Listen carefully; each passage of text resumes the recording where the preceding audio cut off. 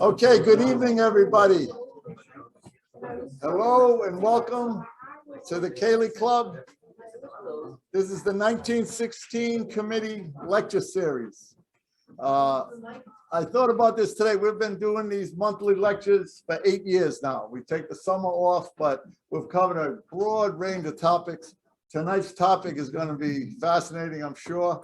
True crime stories always are. Paul Caranci, we're so happy he's here.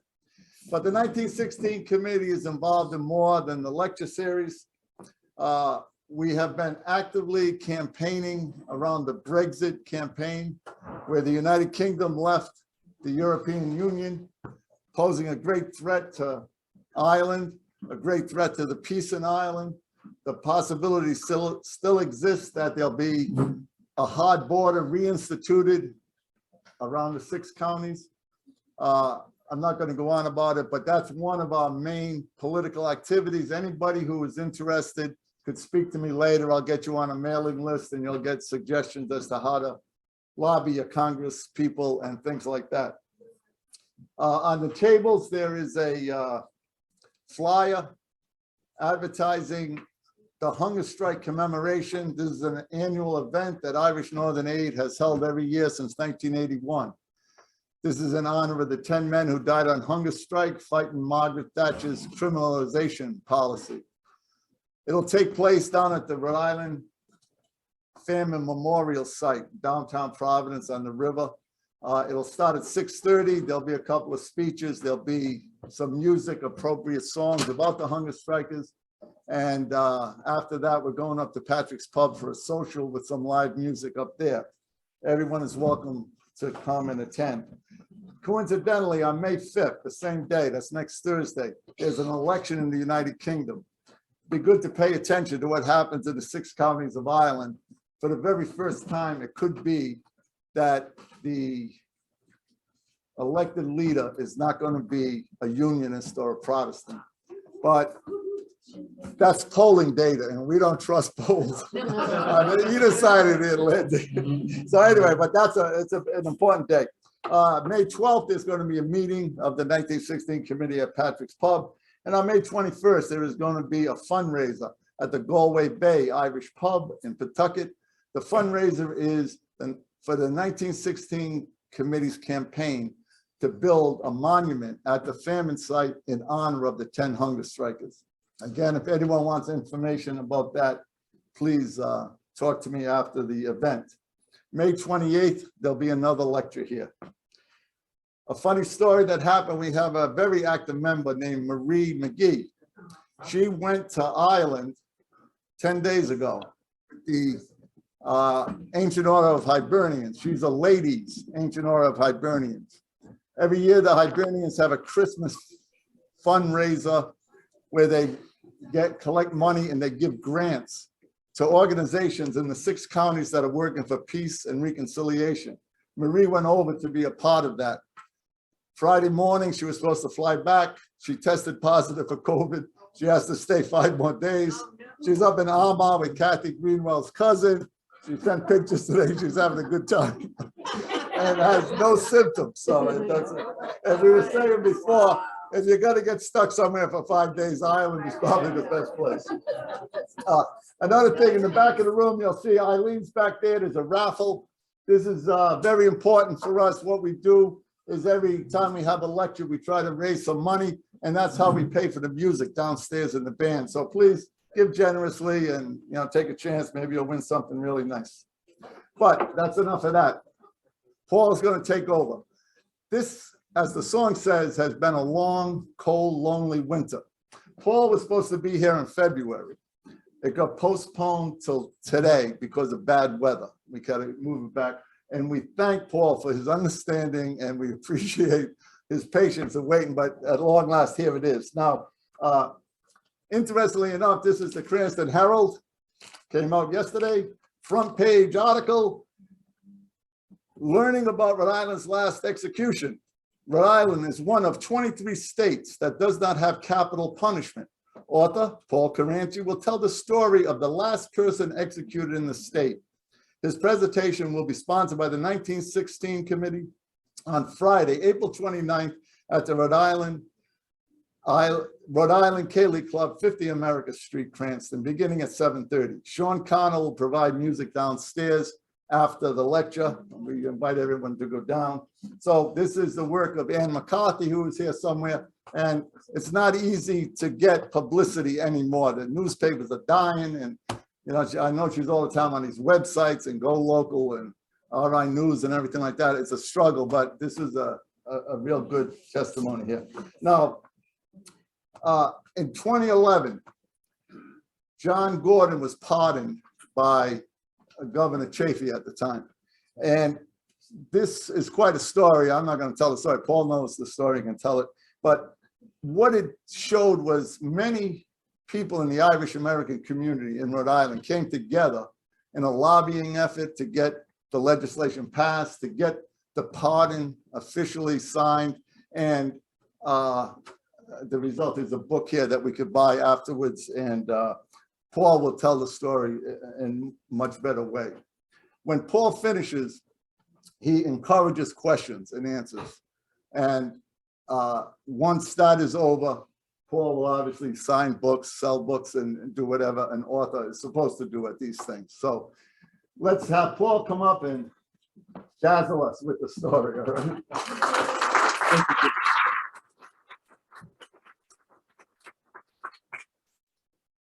Thank you, Jim. The little side story. Right after writing this book in 2013, I was invited to speak at the Jimmy Carter Library Museum in Atlanta, Georgia, because at the time, there was a man named Troy Davis, black man who was accused of killing a white off-duty police officer. And 6 witnesses, eyewitnesses, came forward and said that he committed the murder. And over the course of the 20 years that he was on death row, 5 of those 6 witnesses recanted the story, saying the police forced them to identify Troy Davis. The 6th one, the only reason that person didn't recant is because along those 20 years he had died.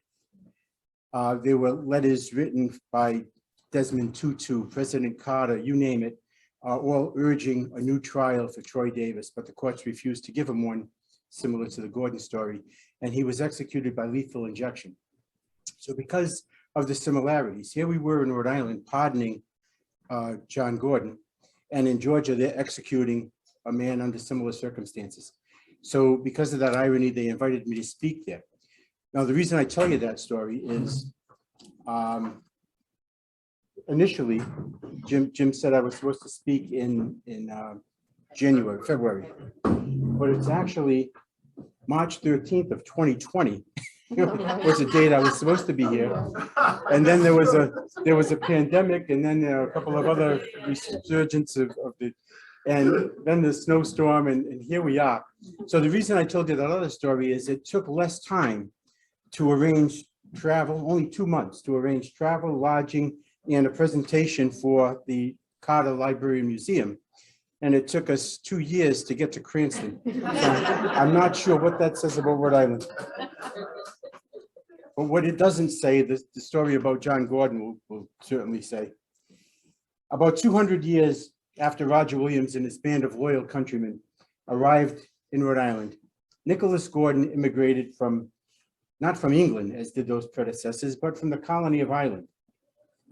Gordon left his home in search of a better life here in America, one that would be free from the hardships of the coming famine, economic depression, and British dominance.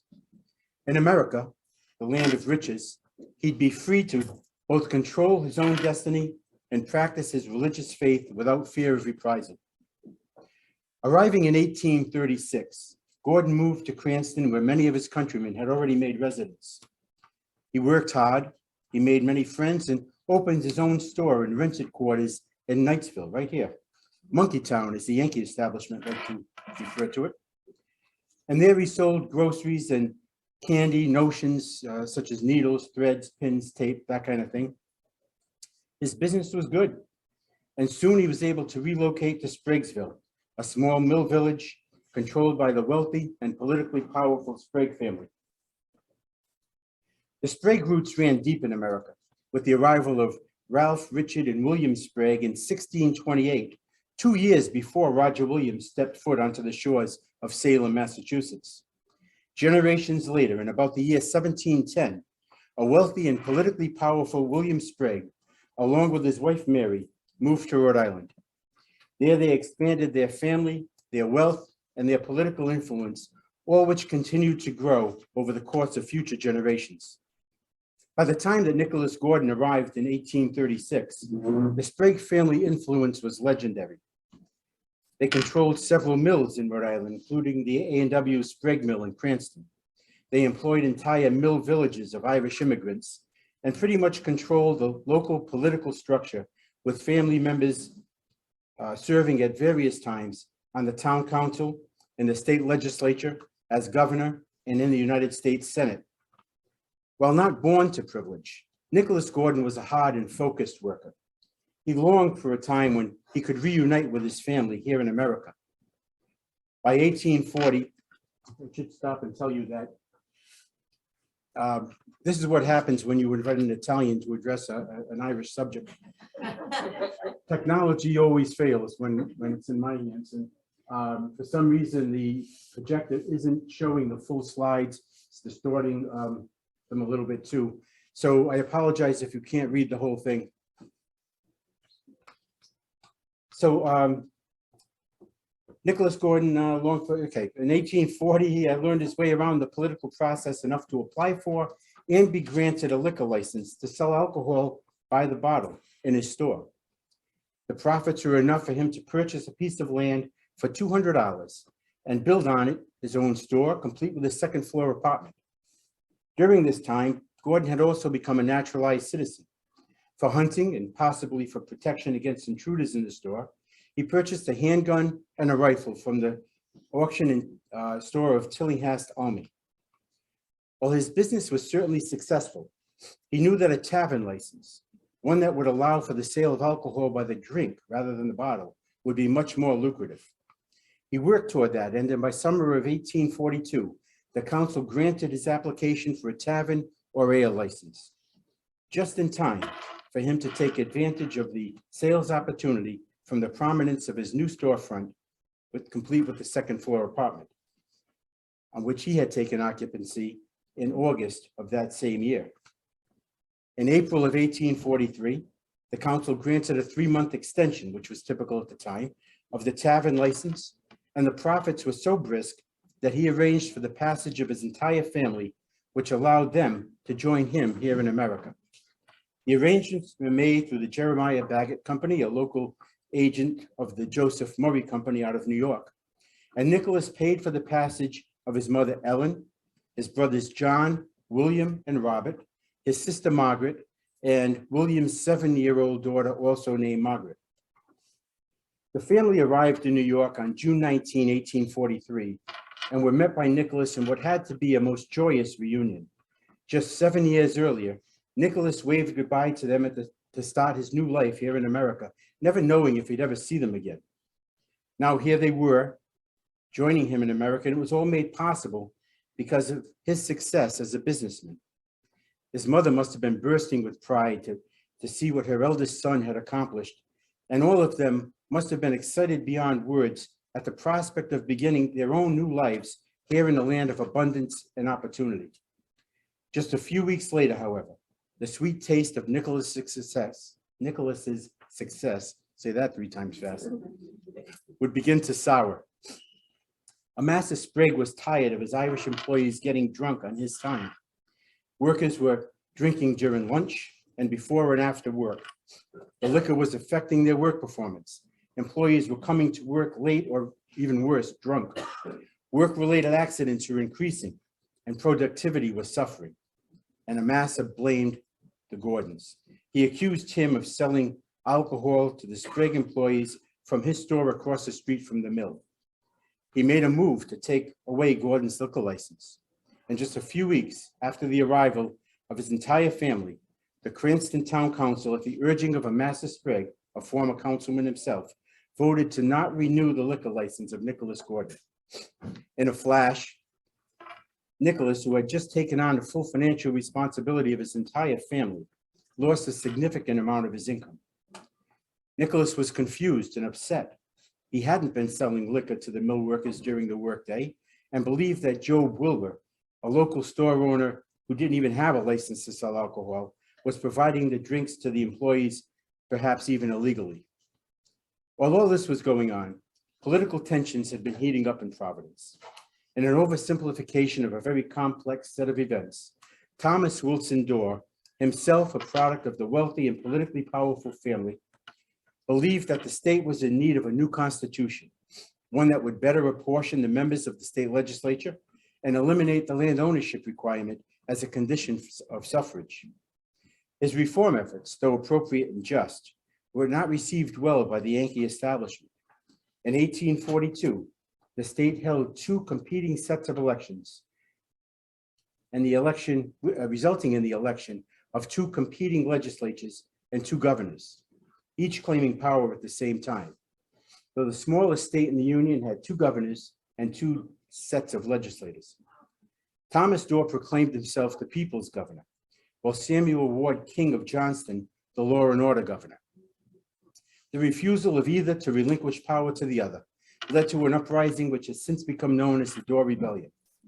King took his case to the Rhode Island Supreme Court, where Chief Justice Job Durfee ruled in his favor, calling any attempts by the People's Party to assume power treasonous. Arrest warrants were issued for Dorr and his followers, and political tensions were high everywhere. The Yankee establishment, which tended to blame all things on the Irish, tried to assign them this burden as well. The Yankees fueled the fires of bigotry in their opposition to Dorr and its attempts at expanded suffrage, using broadsides and the Providence Journal to incite fear into the hearts of the citizenry. As one broadside warned, approving the People's Constitution would, quote, place your government, your civil and political institutions, your public schools, and perhaps your religious privileges under the control of the Pope of Rome through the medium of thousands of naturalized foreign Catholics. This was the heated and explosive atmosphere that existed on December 31, 1843. For on that day, after having had lunch with his family in celebration of his wife Fanny's 45th birthday, and though expecting guests at a New Year's Eve celebration at the mansion, Amasso left his house to ostensibly check the fires in the furnace at his mill across the street, and then his livestock on his farm just over the town border into Johnston. It was an extremely cold and windy day, and the night promised to be even colder. Reading from a few pages of the book, or a few paragraphs of the book, Amasa Sprague, meanwhile, continued on his journey. He could feel every gust of the icy wind snap against the flesh of his cheeks. Adjusting his collar upward, he quickened his pace, hoping to hasten his journey so that he could check his stock before the sun had completely disappeared from the deep blue afternoon sky. It was about 4 o'clock when Sprague reached the String Bridge, the footpath that crossed over the Pecasset River. He had crossed into Johnston, and Sprague saw from the corner of his eye a man approaching from his left side. As he came closer, Sprague noticed the man pull a gun from his coat and pointed it at his head. Raising his arm in a defensive posture, he felt the sting of a lead ball pierce his right forearm at about the knuckle of his wrist, almost at the same time that he heard the sound of the gunshot. The blast drilled a 4-inch long path through Sprague's forearm, coming to rest just prior to exiting at the wrist. Reacting to the severe rush of pain, he instinctively reached for his right arm with his left hand, turning as he did to head back toward the Cranston side of the bridge. He staggered toward the bridge in an effort to escape his assailant, but as he did, Sprague felt a crushing blow on the back of his head, and then another. The first strike knocked the hat off his head and opened 2 parallel gashes on the upper back of his head, each measuring about 1 inch in length. The second hit opened a 3-inch wound that started at the point of the first gash and extended backward to about 1 inch above the ear. Almost as if forgetting the pain of his bloodied forearm, Sprague turned and tried to grab the man with his still useful left hand. Sprigg was uncommonly stout, measuring just under 6 feet and weighing almost 200 pounds. He was a very athletic man of determined courage, yet the assailant made the skirmish seem insignificant. The assassin reached out with his left hand, grabbing Sprigg by the chin. As he did, he lifted his right arm and with the gun firmly in hand, brought it down hard on Sprigg's upper forehead, splitting the left side wide open with an 1.5 inch gash, cracking the skull and lacerating the membrane, causing brain matter to spill out while spraying blood in all directions. Dazed and losing consciousness, Sprigg continued his struggle to get away, staggering toward the edge of the bridge, but collapsing to his knees about 15 feet short of reaching it. Sprigg could feel the warmth of his own blood streaming across his icy face. Seeing that there was still life left in his victim, the attacker raised his right arm again, using all his strength, slammed the gun down against the front of Sprigg's face. There was an audible sound of crushing bone, and the force of the blow broke the gun into several pieces, shattered Sprigg's nose, and caused a contusion that extended from the cheekbone to the temple. The temple bone now depressed the cheekbone together with a large portion of bone that had once formed the right side of Sprigg's face. Sprigg collapsed into the snow. He could no longer feel the pain of his wounds, but he could detect the life ooze from his body as he took his last breath. His shattered nose partially buried in the snow, his hands pinned under his massive frame. Almost immediately upon learning the news of the murder, stories started to circulate regarding threats made by Nicholas Gordon against the Master Sprigg for his role in the denial of Gordon's liquor license renewal. He and his family were implicated in adverse stories reported in the Providence Journal even before the first shred of evidence was found. Facts were distorted by mindless fiction, and the pot of emotion started to boil over. Rather than look for evidence that might expose the perpetrator, attention was narrowed to focus only on evidence that might implicate the Gordon family. Nicholas and John were arrested by Sheriff Potter the day after the murder, even before a single shred of evidence was found, and unskilled, untrained volunteer investigators began their effort to find or fabricate evidence against the Gordons. On the second day after the murder, Ellen, Robert, and William Gordon were also arrested, as was close family friend Michael O'Brien. Even the Gordon family dog was arrested, so the sheriff could try to match the dog prints against prints found at the scene or at or near the scene of the crime. Now, the Gordon family dog was described by those who knew it as a good old dog, as feeble and harmless a mutt as there could be. The Gordons had not known him to ever hurt a single living thing. He could barely walk and didn't have a tooth left in his head. Yet the description of the dog that appeared in the Providence Journal the next day would have left you wondering if they were describing the same animal. Reading from page 103, regarding the arrest of Gordon's family dog, a journal reporter wrote, close to the tracks of a man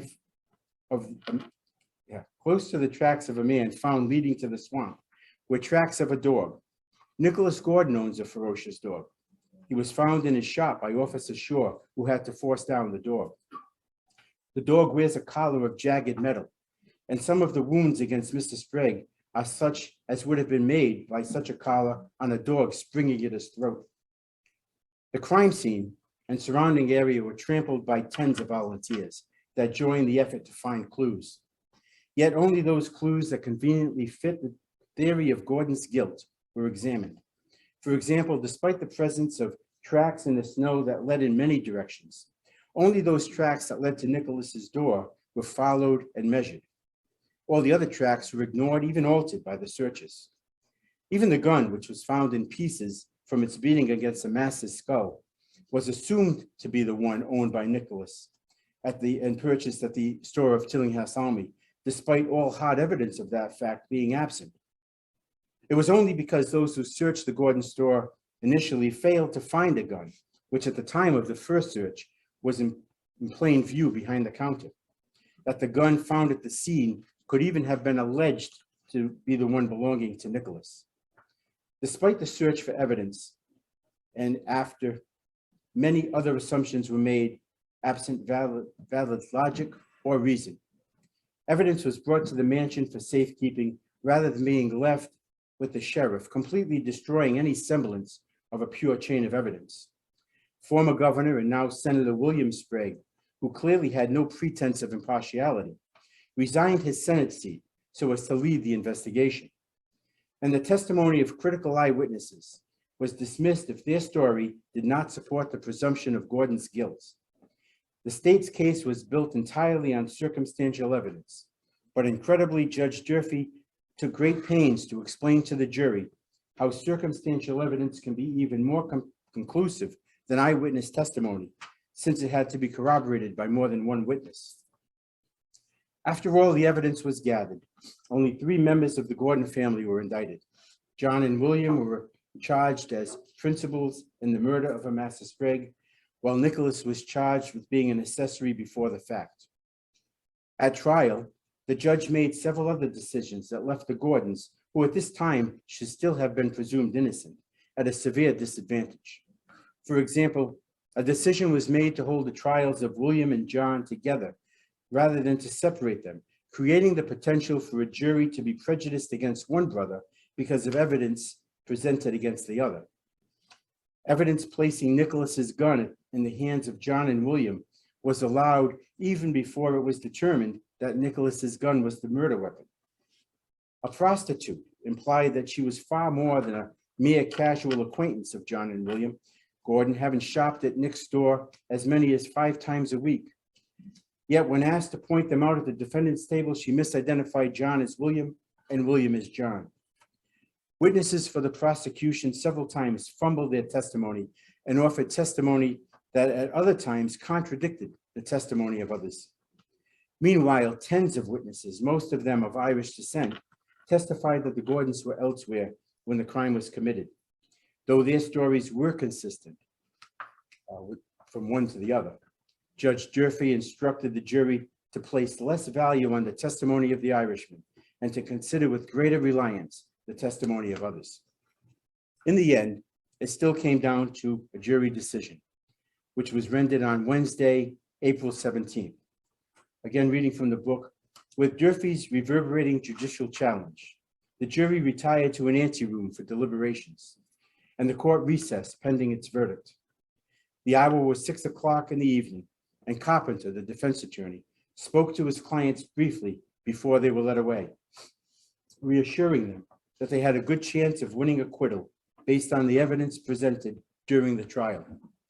Yet as he walked off, he bowed his head and must have wondered if the facts presented at trial, coupled with the judge's instructions to the jury, would be of sufficient weight to sway the jury members away from a verdict of guilty. He wouldn't have to wait too long for his answer. At 8:15, with the jury having deliberated for only an hour and 45 minutes, Carpenter was summoned back to the courtroom. A verdict had been reached. Carpenter knew that such a quick decision didn't bode well for his clients. But as they reunited in the courtroom, they just sat stoically and looked straight ahead. No words needed to be spoken by the jury members, or as the jury members filed into the room and took their seats. The court clerk faced the jurors and asked sternly, "Have you agreed upon a verdict?" "We have," Foreman J.C. Hidden answered. The clerk then inquired, "Gentlemen of the jury, who shall speak for you?" "Our foreman," was the unanimous and choreographed reply. The clerk turned to John and William and instructed, "Prisoners, look on the jurors." John glanced at William. His heart sank in his chest, and he trembled with anticipation as he turned to face the 12 men who held his very life in their hands. "Jurors, look on the prisoners," the clerk continued. "What say you, Mr. Foreman? Is John Gordon guilty or not guilty?" "Guilty," the foreman answered. John felt his knees begin to buckle. As the importance of their words began to take hold, the clerk asked, "Gentlemen of the jury, as your foreman hath said, so do you all say?" "We do," the jury answered in unison. Before William could even digest what had just taken place, the clerk turned to him. "Prisoner, look on the jurors. Jurors, look on the prisoner. What say you, Mr. Foreman? Do you find William Gordon guilty?" "Not guilty," the foreman said. There was an audible gasp from the men who had assembled to view the proceedings. The clerk recorded the verdict and finished, Gentlemen of the jury, hearken to your verdict, as the court have recorded it. We find William Gordon not guilty. Is that your verdict, gentlemen? It is, they replied. William Gordon, you are discharged, Judge Durfee said. As he said this, John looked at his brother, exclaiming, "It is you, William, who have hung me." Carpenter looked bewildered and wondered what he meant, but before he had a chance to ask, John was bound and led away by the sheriff. Over the course of the ensuing months, the meaning of that statement, along with its implications, would become abundantly clear. Lawyers for the defense immediately asked that the sentencing of John Gordon be delayed until after the trial of Nicholas. They were aware that some of the fabricated evidence against John might be dispelled during the trial of Nicholas, opening the door of appeal to John. Durfee denied the motion, saying that a swift hanging would serve as a deterrent to other criminals and as an example to all. John Gordon was led into court the next day, and a sentence of death by hanging was pronounced upon him. The defense then submitted a motion for a new trial, but a decision on that motion was put off until the October term of the court. When the hearing date finally arrived on October 9th, Justice Durfee, in record time, ruled against the defense motion, thereby denying Gordon of a new trial. So 2 weeks before the start of the trial of Nicholas Gordon, John Gordon was sentenced to be hanged in the yard of the state prison on February 14, 1845. Looking at John, Durfee asked, "Why should the sentence of death not be imposed on you?" Numb to the court ruling, Gordon stood tall and replied, "Gentlemen, these may be my last words. I therefore here declare that I never had hand, act, or part in the murder of Mr. Sprague. I never had hand, act, or part in the murder of any man, woman, or child. I further declare that I never knew that gentleman. My persecutors and my prosecutors have wickedly and maliciously sworn away my life, and it is always more easy to do to a stranger than towards someone who is well known. I have no more than this to say." Gordon's lack of remorse clearly irritated the judge. Nicholas Gordon's trial began 10 days later, on October 19th. As John Gordon's defense team had surmised, the statements of perjured witnesses were not consistent during that trial, and their stories fell apart. The trial ended in a hung jury. The state vowed to retry him, but it was too late for John. In January 1845, with time running out, 2 petitions requesting postponement of the execution were submitted to the General Assembly, each signed by numerous members of the public, including clergymen. The House petition failed on a vote of 36 to 27. The Senate vote failed by a larger margin. Then 8 days after the legislative votes were taken, William Gordon made an astonishing revelation. He disclosed to a close friend that he had hidden the 2 guns owned by Nicholas after the arrest of John and Nicholas. William was convinced to reveal his secret to authorities, who in fact were led to the weapons.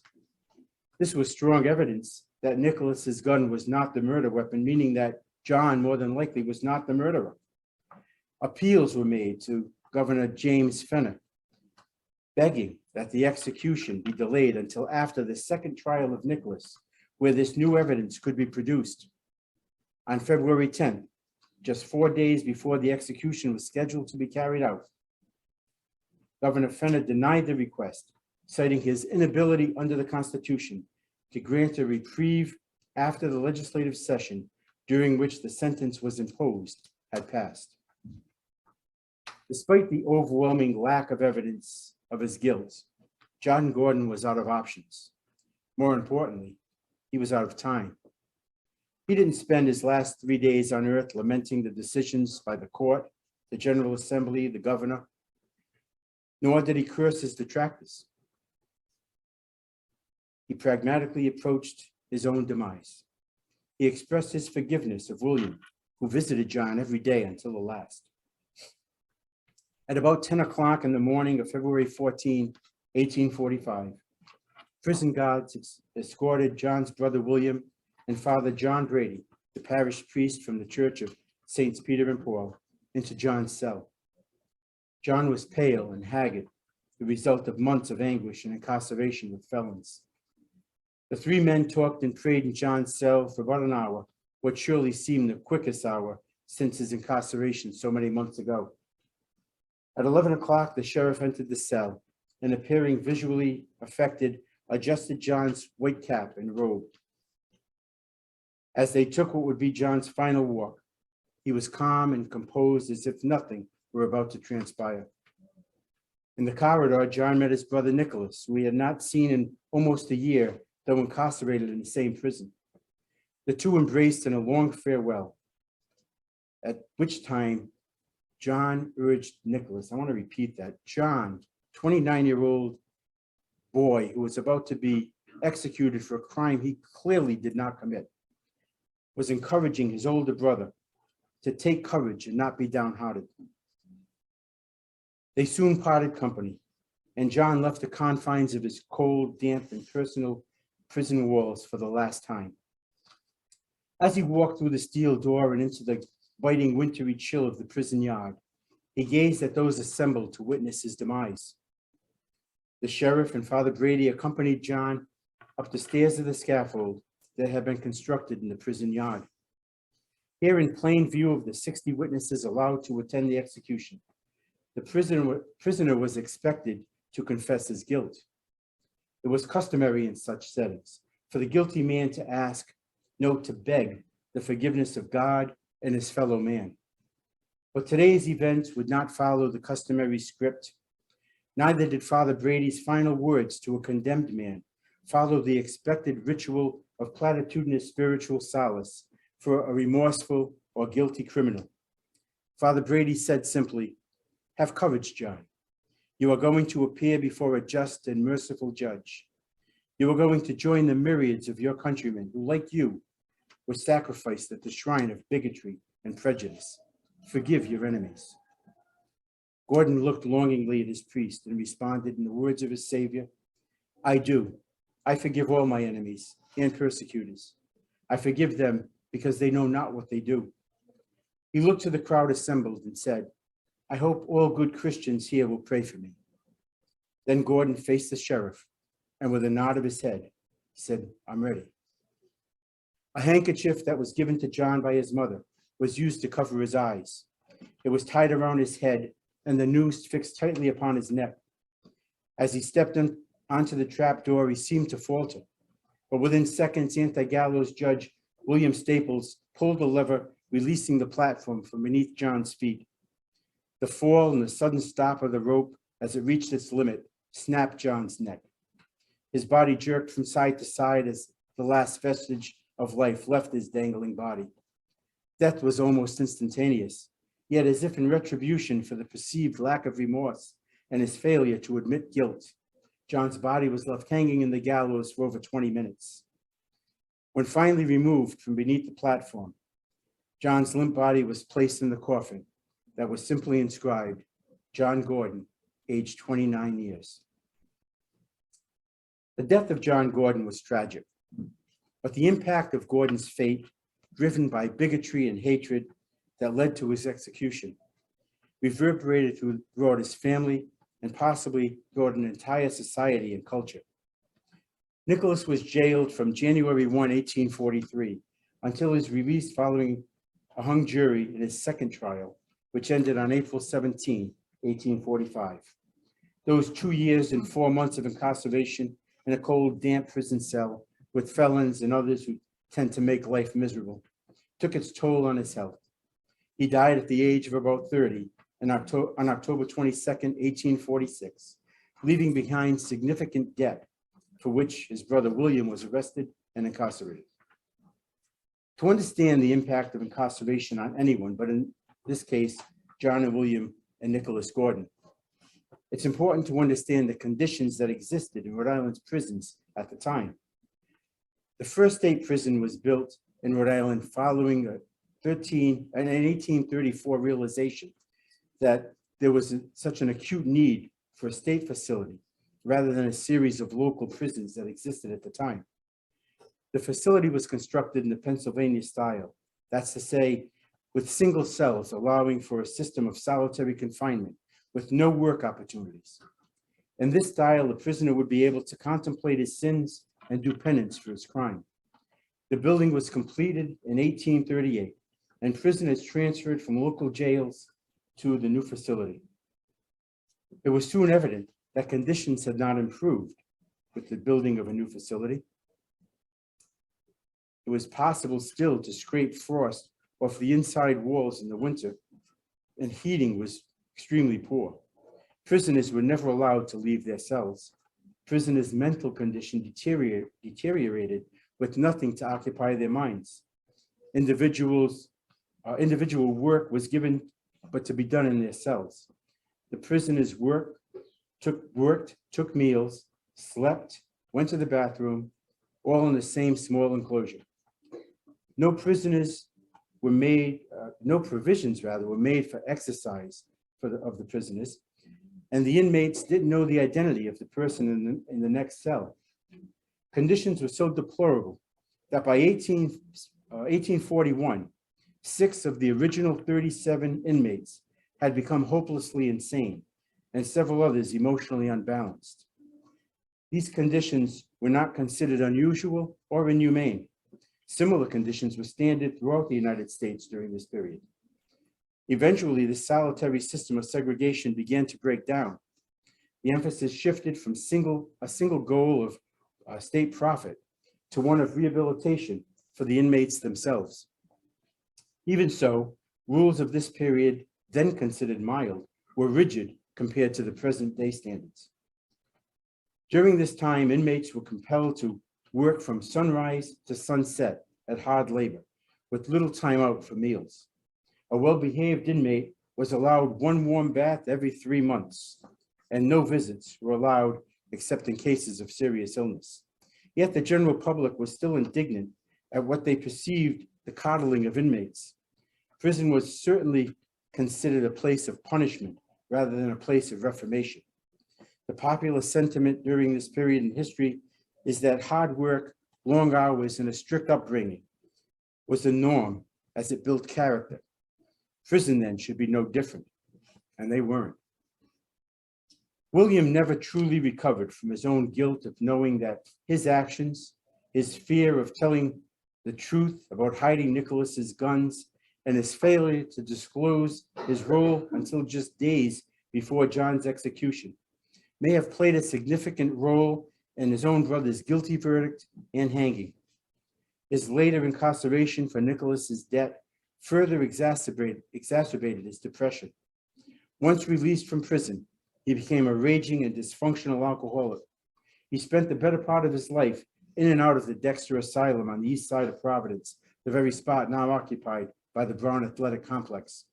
Between 1851 and 1862, he was admitted to the asylum 6 times, remaining there for a total of almost 900 days, or the better part of 3 years.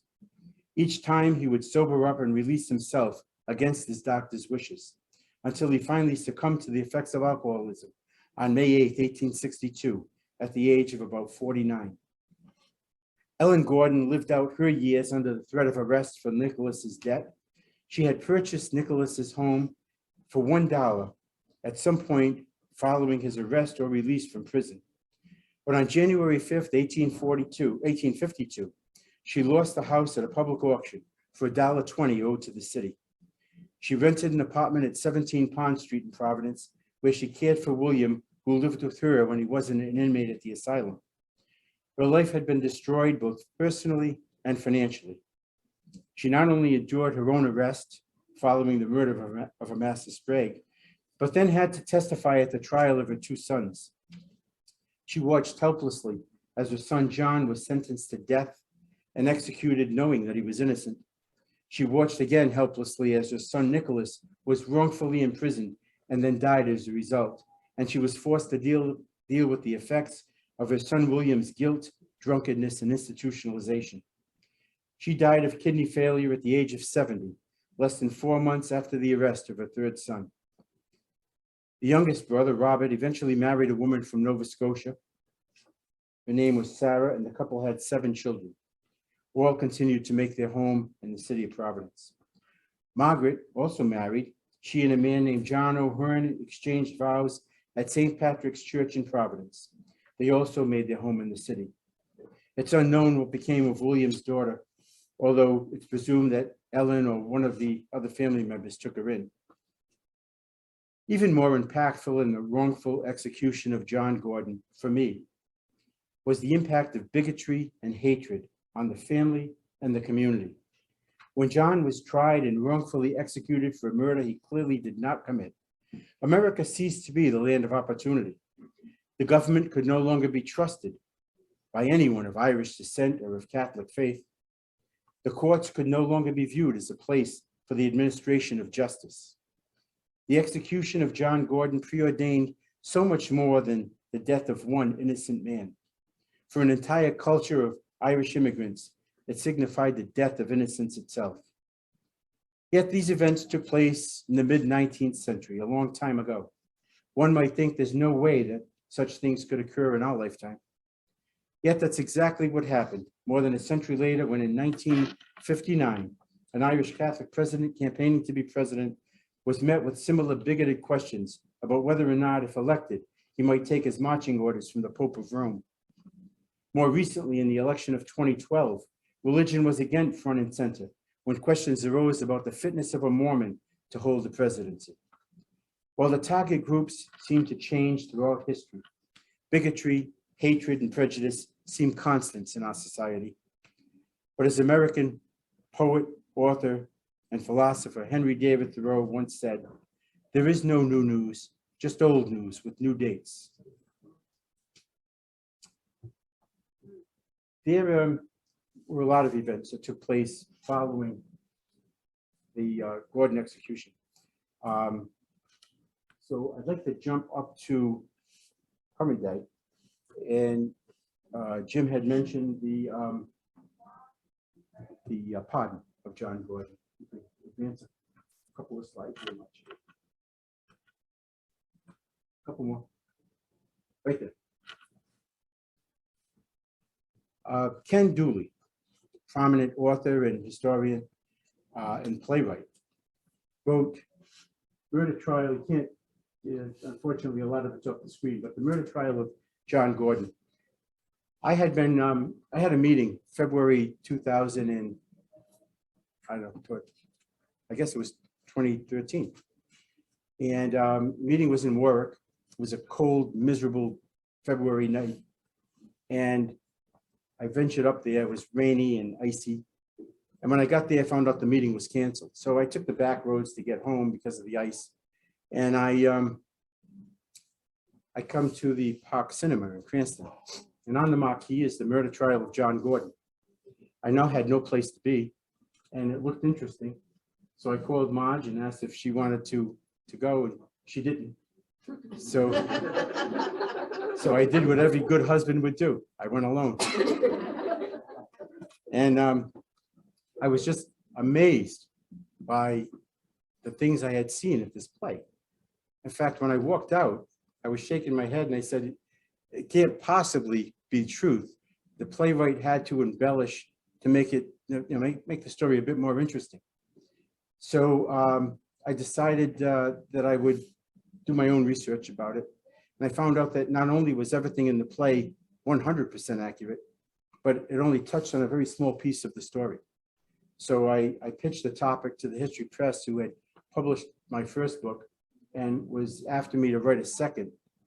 And they jumped at that opportunity, said they had heard about the story and would love me to do that. So that's how I ended up writing this book. But right around the time that this play was being was produced and in the theater, the legislature was looking at the possibility of pardoning Johngordon. Peter Martin, a state representative from Newport, introduced a bill of pardon right after he saw the play. And Senator McCaffrey introduced a companion bill in the Senate. And several people of prominence within the community, some names I'm sure you're familiar with, historian Matt Smith, Mike DeLauro, who was public defender at the time, Ken Dooley, obviously, Scott Malloy, several others testified on behalf of the Bills. And on the strength of their testimony and an amicus brief that was done by the public defender, the legislature saw fit to pass the bills of pardon. The governor, Governor Chafee, signed the bill of pardon. And on June 29th of 2011, yeah, he was, too many dates in this little head. Oh, it's up there, good. He was pardoned in the same room in the old State House in which the trial of Johngordon was held. So that made gave the pardon even greater significance. Johngordon's on the next slide, I think, was given a new headstone. John was originally buried at the North Cemetery, North Burial Ground, but he was in a pauper's grave, and the family feared desecration of the grave and the body by the Yankees, who weren't exactly thrilled with the whole thing. So they, in the darkness of night, exhumed and removed the body and brought it to St. Mary's Cemetery. Yeah, St. Mary's Cemetery in Pawtucket. It was buried in an undisclosed location there, so in case people got wind of the removal of the body, they wouldn't be able to go dig it up. And it's there to this very day. Now, the monument that was erected to commemorate the pardon is not on his actual grave, because the only person that knew where that was, the pastor of the church, had long since retired, and I guess either couldn't be found or didn't know anymore the location. So this was just placed at a prominent spot on the grounds of the cemetery. There's also very interesting stories. Anybody here like ghost stories? There's very interesting stories about the Sprague Mill. And my book does go into some of those briefly at the end. Chapters called The Haunting of Spragueville. But some of the stories a couple of the stories that I can tell you now, I wasn't able to write in the book because the curator of the Mansion Museum didn't want those stories in print. But there are several alleged hauntings. This is a gravestone of a Master Sprague. A master's body was also moved. Initially, he was buried in the back of the mansion, but then his body was exhumed and moved to a very large family plot at the Swan Point Cemetery from the east side. And the headstone was just left buried on the grounds. So when years later, when a lot of the land was sold, the original land of the mansion was far more extensive than it is today. And when that land was sold to build some houses in a development there, they started to dig for the foundations, and they found several bodies, skeletons, that after examination turned out to be employees of the Spraggs, who really didn't have any family, and the bodies were just buried in the backyard when they died without benefit of a coffin or a grave. They just dug a hole and threw them in. No headstones, but a master's headstone was buried along with some of those bodies. So there's a fragment of the headstone that is now in the mansion. And the mansion is alleged to be, it was actually named the most haunted mansion in America. And that's saying a lot, looking at some of the mansions we have throughout the country. But it was haunted, allegedly haunted by several people, including a Master Sprague. The Civil War Governor William Sprague, the fifth, was married to President Lincoln's Treasury Secretary's daughter. And apparently they had a very close relationship. And they had an ugly divorce years later. And she is alleged to have haunted the mansion. His son, Governor Sprague's son, committed suicide, and most people think it was in the stairway here. And he has been haunting the mansion. And let's see, I think it's a few others. Oh, there's a doll room up in the mansion. Oh, these slides are a little fuzzy. They're clear on the slide. I guess it's the focus that's a little off, but this upper slide is of, which again is partially off the screen. It's a doll room, which is on the second floor of the mansion. It's one of the bedrooms that the children used. And there are a host of ceramic dolls in the bedroom, those old-fashioned Victorian type dolls.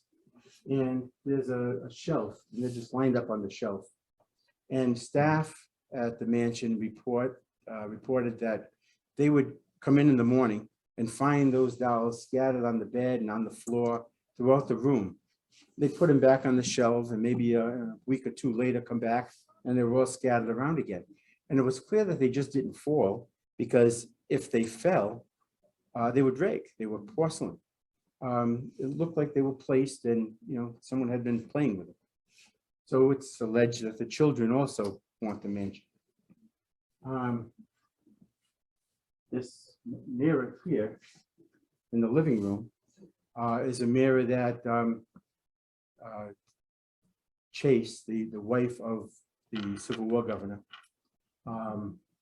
allegedly appeared in when one of the guests was in the hotel, or in the mansion. So that room is haunted. And this, it's called a what? Shadow box. And it contains locks of hair of some of the Spragues. One time they heard a loud noise downstairs, and they went and looked, and that had fallen off the wall.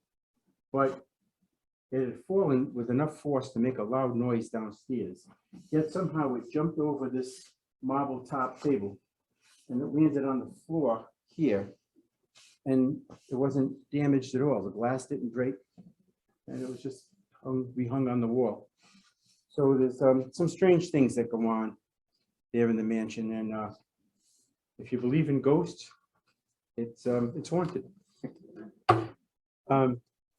I do want to take questions, but I want to start with the answer to two questions that I get all the time. So before someone asks them here, let me just tell you what the answer is. There were two things. The first is, why did William not disclose that he hid the guns? Clearly, that would have exonerated John, or gone a long way toward his exoneration, because that would have removed that gun as the possible murder weapon, and that would have taken the gun out of John's hands. So William knew that. He obviously took the guns and hid them, and he hid them up on the second floor of the store was the apartment. And in the bedroom of the apartment, there was a carpet, a rug, and if you lifted that, there was a loose floorboard. And if you lifted up that floorboard, that's where he placed the gun. Then he replaced the floorboard, put the carpet back, and so it wasn't found. But he was able to lead the investigators there after he had admitted it. Too late for John. And that's what John meant when he said, "It's you, William, who have hung me." The only person that William told that he moved the guns was John. And the only time he told him was when they got to court, because he wasn't able to see him before that. So he told him in the courtroom, and John knew that that wasn't good for him. William, on the other hand, had an alibi that was airtight. Why? Because it came from a Yankee, not an Irishman. When the Gordons were attending a christening that day at the parish hall, and William left a little bit early to walk home to visit his mother, who had been sick. And along the way, right around the time that the murder was being committed, he bumped into a Yankee, another mill owner, and they spoke for about 20 minutes. And then William continued on his way. That mill owner testified at the trial that couldn't have been William. I was talking to him at the time that the murder, and they believed him because he was a Yankee. But no Yankee could testify on behalf of John because he stayed at the christening. All the people at the christening could certainly testify on his behalf and did, but that was irrelevant because they were Irish.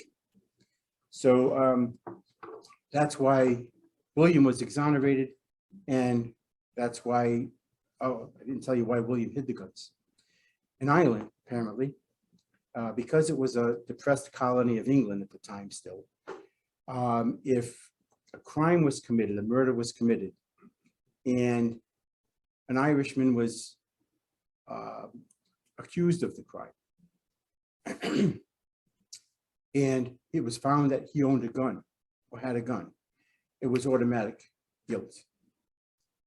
9.9 times out of 10, he'd be executed, charged, and executed for the crime. That's what William knew when he came to this country. He didn't know things were different here. All he knew was, if they find these guns, my brothers are goners. So as soon as they were arrested, he went to the store, grabbed them, and hid them. After the fact, by telling that story, he certainly could have helped John out a great deal, but he was afraid. Why? Because he'd be admitting to tampering with evidence, to obstruction of justice, and to a host of other things that he now would be convicted of, even though he was exonerated for the murder. So he just lost his nerve and was afraid to tell the truth. When John was out of options, that's when he finally said, hey, what do I have to lose? He was going to live with the guilt for the rest of his life. So he didn't care anymore at that point. He just told the truth. But it was still too late because they wouldn't allow the second trial. So with that, are there any questions that you have? Are you familiar with the Hoffman's book? Yes. What do you think of their premise that the senator? The book, first of all, was excellent. It's excellent. And I used it a great deal in my own research. The problem was, I think, with his, let me back up. For those who may not be familiar with Hoffman's book, husband and wife team, both professors, one at URI, one at Rip, one at you. Use the Use the mic. You don't know what she is. Oh, Okay, you have to You get gotta it turn on. it on. technology. Is that good? Use the mic, you just have to talk loud. Okay. The Hoffman's, the question was, what did I think of the premise of the Hoffman book? Hoffmans were a husband and wife team of professors, I think one from URI, one from Rick, if I'm not mistaken. And they wrote a book called Brotherly Love. And the book alleges that William Sprague, who resigned his US Senate seat to lead the investigation into the murder of his brother, was actually the murderer. And in fact, the logic behind that is plausible. Master Sprague and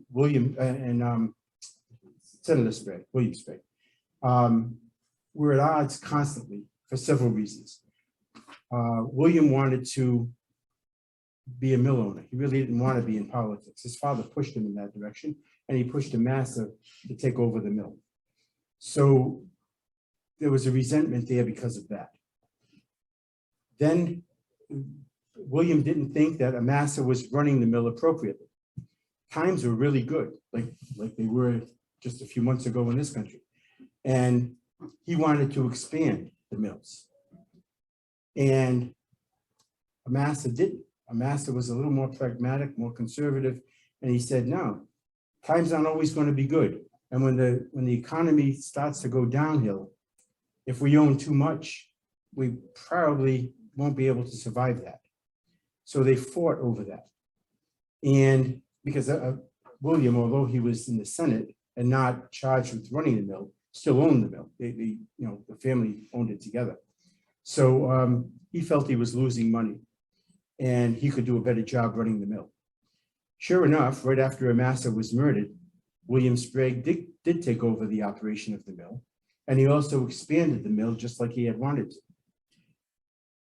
Unfortunately for him, Amasa's predictions were right on, and the economy did go downhill. I don't know, like 15, 20, 25 years later, the Spriggs ended up losing the mill to bankruptcy. And the ironic thing there was just one of those only in Rhode Island stories. The trustee for the bankruptcy was a Chafee. He was an ancestor of Governor Chafee, who pardoned Gordon. So in any case, there's plausible denial, I guess, there to think that, yeah, it could have been William, but there's just no hard evidence. It's more circumstantial evidence, just like they used to convict Johngordon. So it's impossible at this point in time to try to pin blame on anybody because the evidence was destroyed. There's nothing left to base it other than circumstantial evidence and stories. There's nothing to base fact on fact. But there's several people that could have been involved in the murder that they never bothered to investigate. Probably the most prominent of those is a guy named Pete Dolan. Big Peter was an employee of the Sprague Mill, and he was fired by a master Sprague about a week before Christmas. And they certainly, Dolan certainly didn't appreciate a master Sprague at all. He was a very big man, hence the name Big Pete. And there was a coat that was found near the scene of the crime with red stuff on it that was presumed to be blood. There was no blood typing back then or DNA. So it looked red, it must be blood. Although Johngordon was trying to say that it was red matter, red dye from one of the mills. But be that as it may, it was presumed to be a blood-stained coat that was so big that it wrapped around Johngordon twice. Now, John was tall and thin, much like me. That wasn't funny. And he, We're laughing because we were thinking the same thing. yeah, great minds. So anyway, he was tall and thin. The coat wrapped around him twice, at least twice. And despite that, they were trying to make up reasons. The prostitute said, "Oh, I've seen him wearing that coat before." In fact, he used to fold it up and put it on the seat of the carriage and sit on it when he wanted more cushion. And then when it got cold, he would wear it. Well, she said a lot of things, but she was clearly lying most of the time.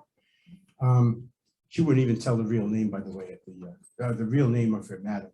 She wouldn't tell at the trial. But in any case, he was a prime candidate for to look at as the murderer. The coat fit him perfectly, and he disappeared the day after the murder, never to be found again. Now, some say he went back to Ireland. I doubt that because the conditions there weren't so welcoming at the time. Others say he moved to Pennsylvania and he died in Philadelphia and gave a deathbed confession to his priest. Now, that's suspect as well because if you know anything about Catholic priests, they would go to their own grave before they would reveal a confession. So it's unlikely that a priest would say, "Oh yeah, he confessed to the crime on his deathbed." But who knows? Stranger things have happened. So he was a prime candidate, but they never looked at him because they really wanted to just blame it on the Gordons.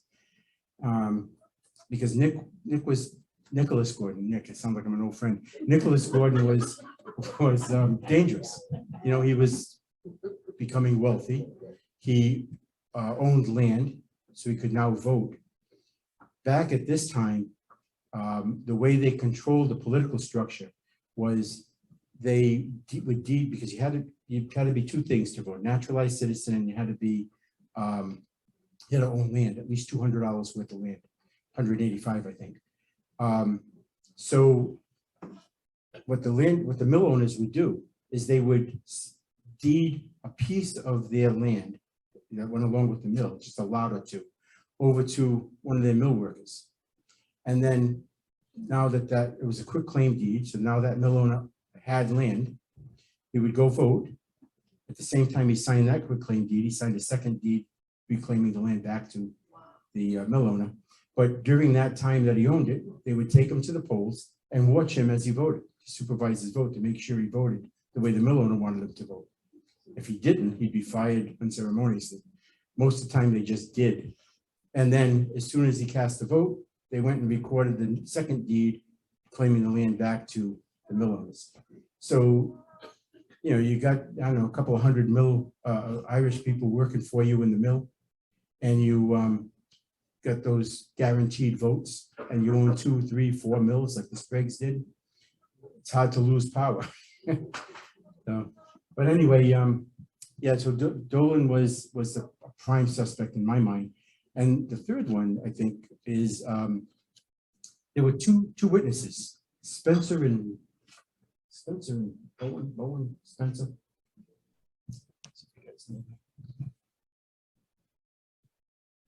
Bowen Spencer and William Barker.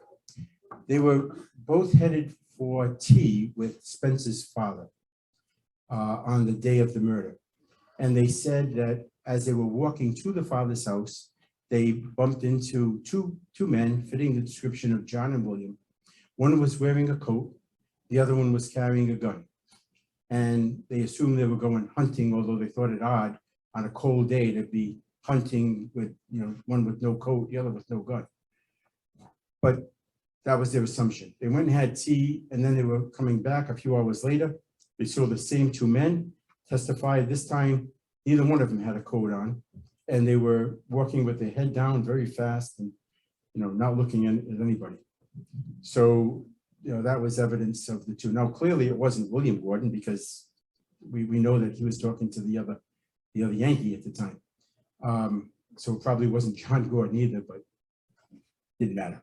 But they were they self-identified themselves as being in the vicinity of the murder at the time of the murder.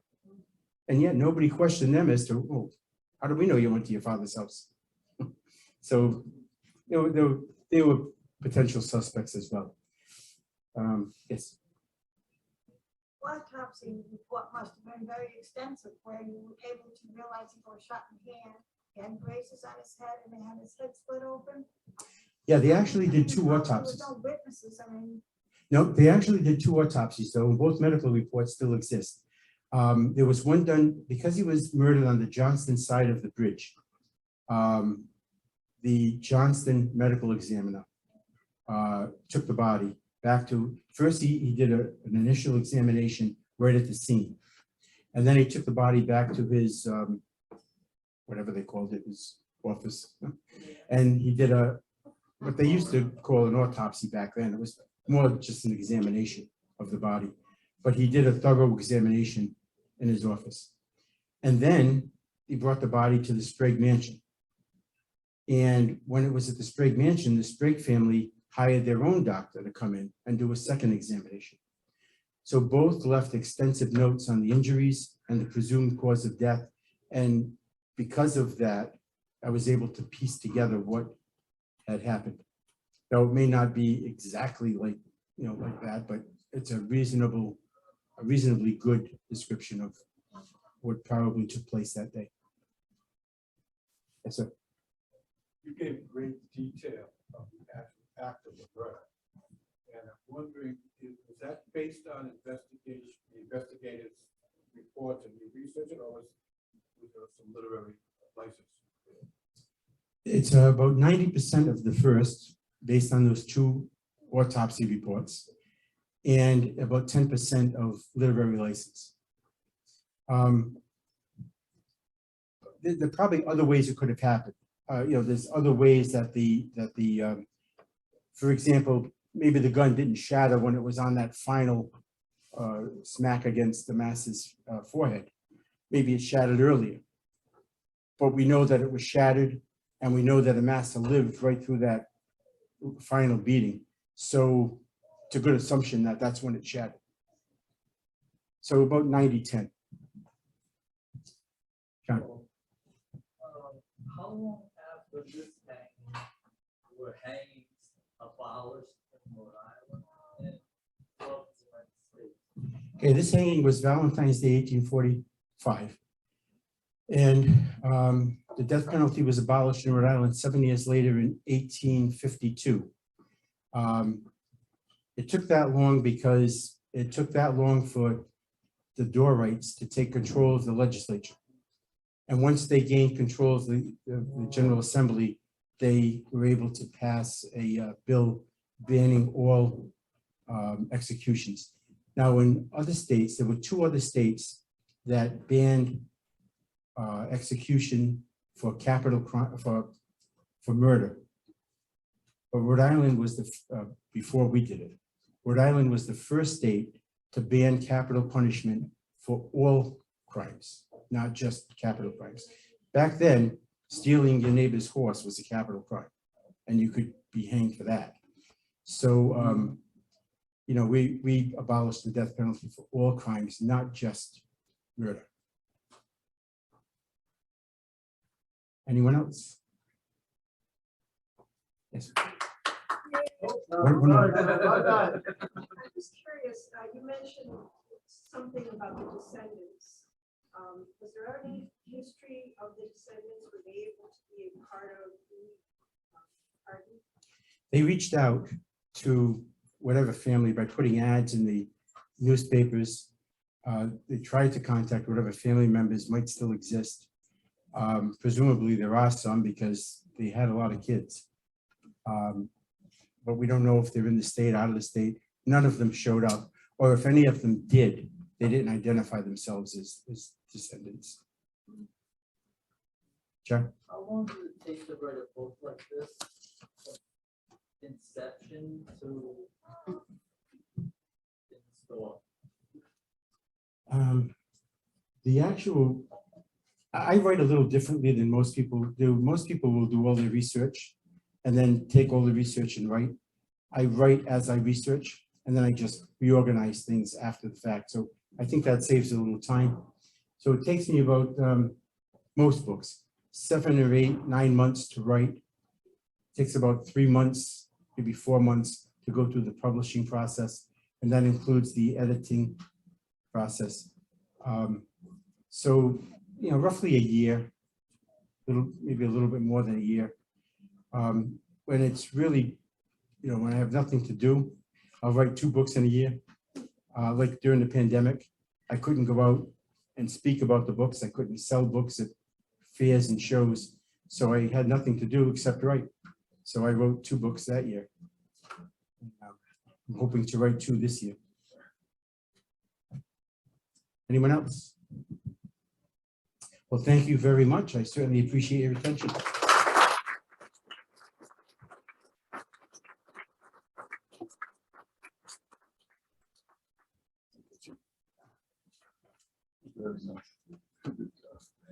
Thank you very much, Paul. That was very interesting. That was quite the gruesome description of the hanging. But then he got it through me with the ghost stories.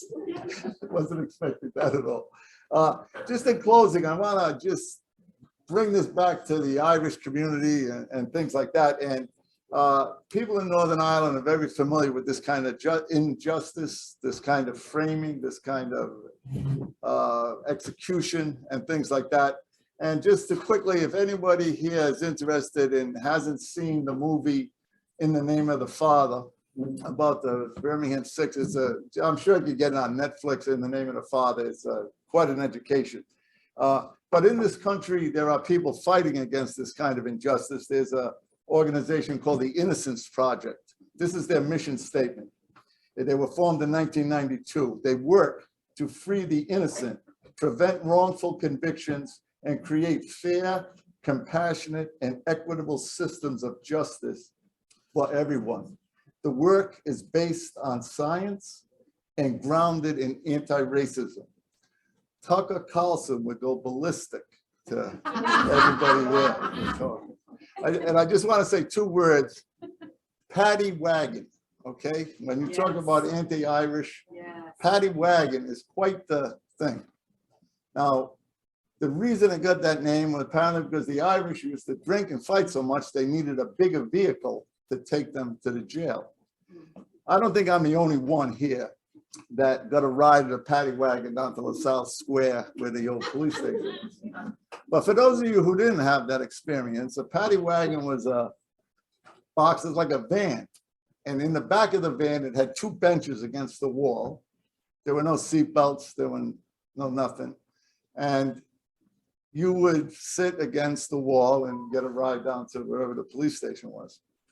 I had the good fortune of meeting the chief of police in Providence. His name is Clemens. He was a grand marshal, I think, in the Providence parade. But anyway, we were at a gathering. I was having to sit next to him. We started talking cop talk or whatever. And I mentioned, I said, what about this paddy wagon?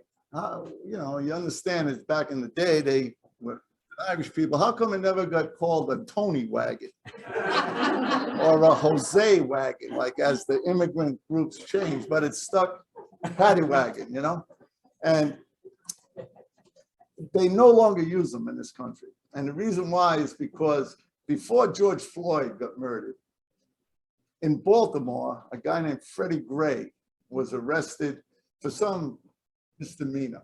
He was put in the back of a paddy wagon and handcuffed. He was left alone there. They took him for an 8-mile drive, stopping and starting, turning corners, and he just crashed back and forth in the back of the thing.